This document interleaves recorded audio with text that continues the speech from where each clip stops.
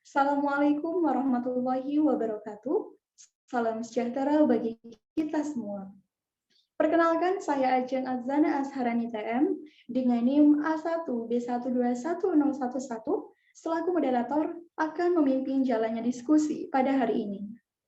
Lalu materi diskusi yang akan kami bahas adalah mengenai strategi apa yang dapat dilakukan dalam mengawali berbicara kepada seorang pejabat atau orang lain yang bersifat formal. Untuk beberapa strategi yang kami buat, kami contohkan kepada dalam mengawali pembicaraan kepada seorang atasan atau orang lain yang bersifat formal. Kepada teman-teman anggota dari kelompok 1 yang ingin memberikan argumen atau pendapat mengenai apa yang dapat kita lakukan atau strategi yang dapat kita lakukan, saya persilahkan.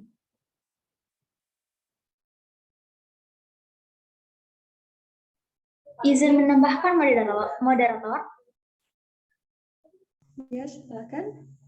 Baiklah, di sini saya akan menambahkan beberapa, yaitu salah satunya strategi dalam memilih topik kepada atasan, yaitu pilih topik sederhana untuk atasan. Untuk mencairkan suasana, kamu bisa mengajak atasan ibu berdiskusi soal presentasi di kantor atau sekedar meminta masukan darinya. Tak ada salahnya bagimu untuk memberikan atasanmu beberapa pertanyaan, seperti bagaimana presentasi tentang X tadi, atau saya masih bingung dengan ini. Apakah ada masukan dari Anda? Mungkin ada yang menambahkan?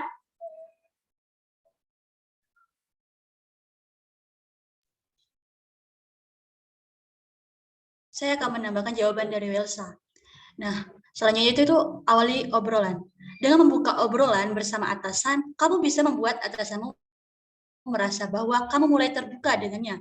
Ungkapan saja hal-hal sederhana. Misalnya, saya merasa rapat tadi asik sekali, namun seperti bagian X harus sedikit diubah. Bagaimana menurut Anda? Bagaimana dengan yang lain? Apakah ada yang menambahkan jawaban? Izin menambahkan jawabannya.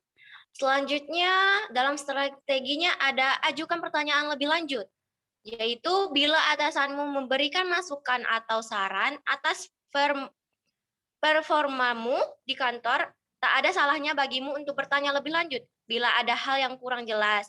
Kamu bisa mengajukan pertanyaan seperti, ketika Anda meminta saya untuk bekerja lebih efektif, saya belum terbayang. Bisakah Anda memberikan contoh kasusnya? Karena semakin rinci jawaban atasan terhadapmu, semakin besar pula rasa nyaman mereka untuk berbicara terbuka di depanmu. Hal ini pun secara tak langsung akan meningkatkan rasa keterbukaan atasanmu. Mungkin itu dari saya. Kepada teman saya, ada yang ingin ditambahkan?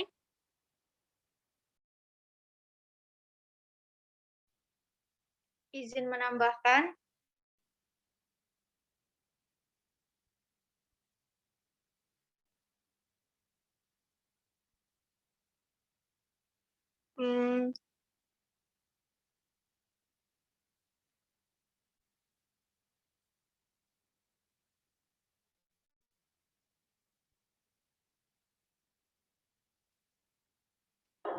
Bagaimana Saudari Tari?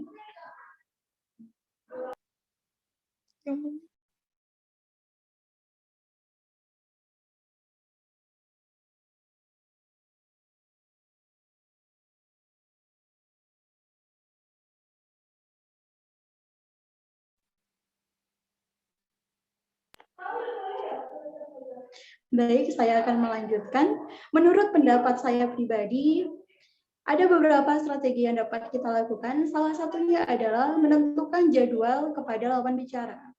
Ketika kita sudah mengetahui kapan jadwal dengan lawan bicara kita, maka kita akan dapat lebih memiliki waktu untuk menyiapkan apa yang akan kita bicarakan. Seperti itu. Untuk teman-teman, ada yang ingin menambahkan kembali mengenai apa yang dapat kita lakukan untuk berbicara kepada seorang pejabat atau orang lain yang bersifat formal? Kami persilahkan. Izin menambahkan, moderator. Iya, silakan. Contohnya, tips mengobrol dengan atasan adalah memperhatikan penggunaan kata ketika berbicara dengan atasan, tentu kamu tidak boleh menggunakan kata-kata yang terkesan kasar, apalagi menyuruh atasanmu. Misalnya atasanmu baru saja memberitahumu masukan terkait suatu pekerjaan. Baiklah, saya kembalikan kepada moderator. Terima kasih.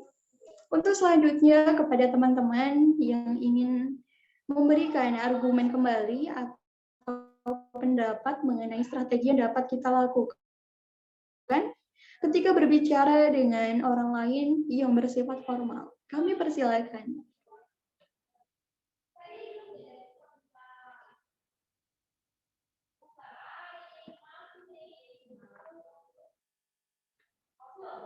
Untuk Saudari Welsa, apakah dapat menambahkan jawaban atau argumen yang ingin disampaikan?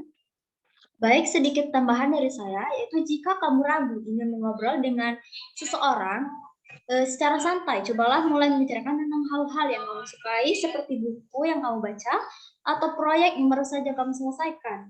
Biasanya orang cenderung malu untuk mulai membagikan pandangan, ide, atau passion mereka karena takut dihakimi. Tapi, tidak hanya dengan atasan, bos kamu justru ingin melihat bahwa setiap karyawannya menikmati apa yang mereka lakukan. Tips ngobrol dengan atasan ini juga adalah salah satu tips yang bisa kamu lakukan bila arah pembicaraan terkesan terlalu formal. Lagi pula, pembagian kegembiraan itu menural. Jadi tak usah ragu membagikan cerita tentang hal-hal yang kamu gemari kepada atasan kamu. Baiklah teman-teman, adakah yang ingin menambahkan atau saran atau bagaimana? Baik, saya akan menambahkan dari Welsa. Strategi selanjutnya itu ingatlah bahwa atasanmu juga manusia. Apakah nada bicara terdengar dengan kesal? Apakah pernyataan saya justru merusak moodnya? Apakah bos sebenarnya tidak menyukaiku?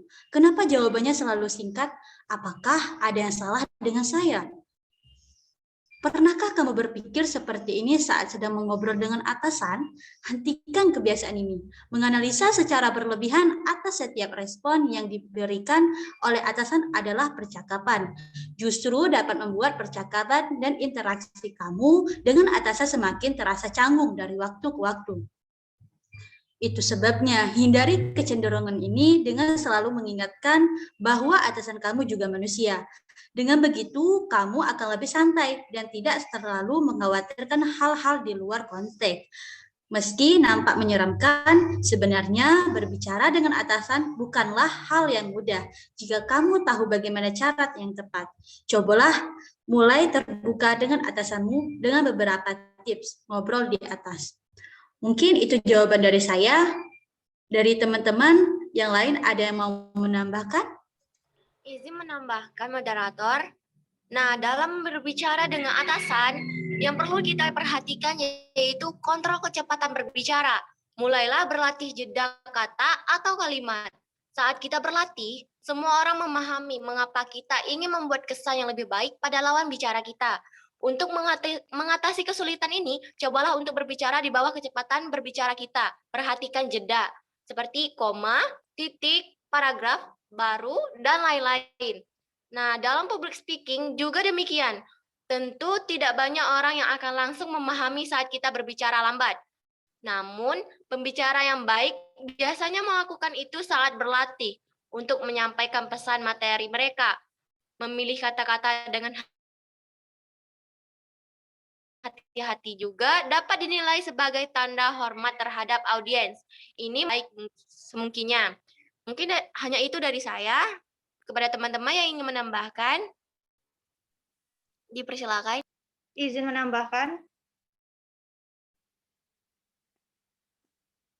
Saat berbicara, perhatikanlah susunan kalimat, tidak hanya kata.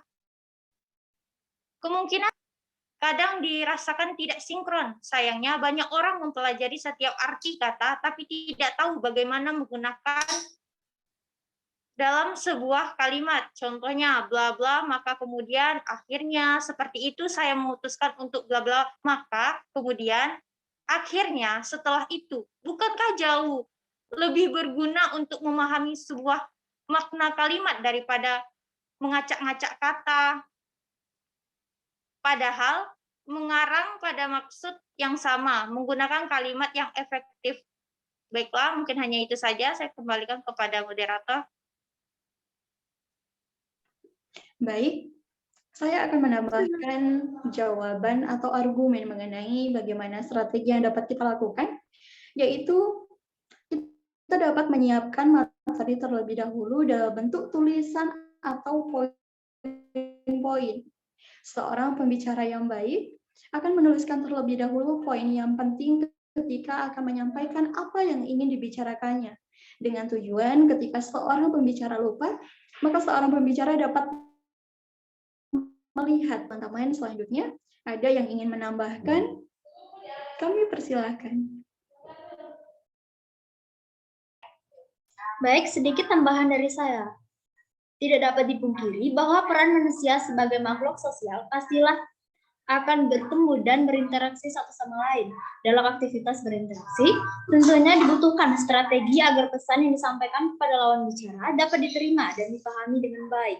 Kegiatan berkomunikasi dapat dibagi menjadi dua ranah, yaitu ranah formal dan ranah non-formal. Dalam pembicaraan, pasti akan melihat siapa yang bicara. Ini yang disebut dengan kredibilitas.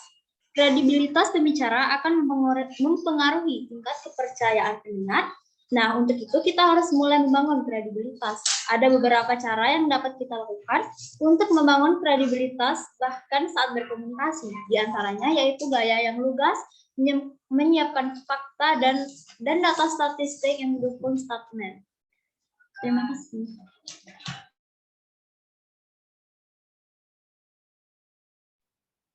Bagaimana untuk teman-teman lainnya, anggota dari kelompok 1, apakah ada yang ingin menambahkan jawaban? Izin moderator menambah jawaban. Dalam berbicara, tidak kalah penting juga berbicara dengan jelas. Salah satu syarat berkomunikasi yang baik adalah berbicara dengan jelas. Materi tidak akan tersampaikan jika bicara kita tidak jelas.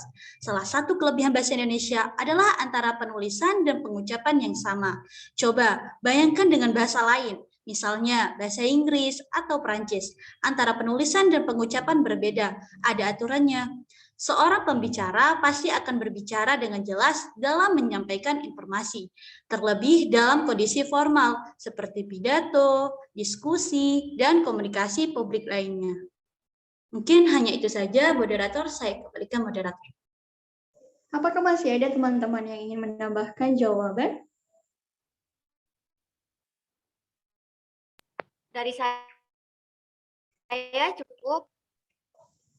Dari saya juga cukup. Dari saya cukup, moderator. Jika tidak ada yang ingin menambahkan jawaban, maka kita akhiri saja diskusi kita pada kesempatan kali ini. Terima kasih kepada teman-teman dari kelompok 1 yang telah berpartisipasi dalam diskusi pada kesempatan kali ini, yang telah memberikan argumen, pendapat mengenai strategi apa yang dapat kita lakukan dalam berbicara kepada seorang pejabat atau orang lain yang bersifat formal. Saya selaku moderator, mohon maaf jikalau terdapat kesalahan dalam perkataan dan penyampaian. Terima kasih. Wassalamualaikum warahmatullahi wabarakatuh. Waalaikumsalam warahmatullahi wabarakatuh.